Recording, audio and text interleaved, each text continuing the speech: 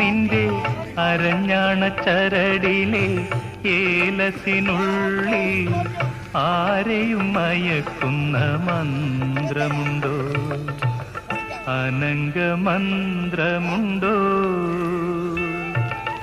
തങ്കത്തളികയിൽ പൊങ്കലുമായി വന്ന തൈമാസ തമിഴ് പെണ്ണേ,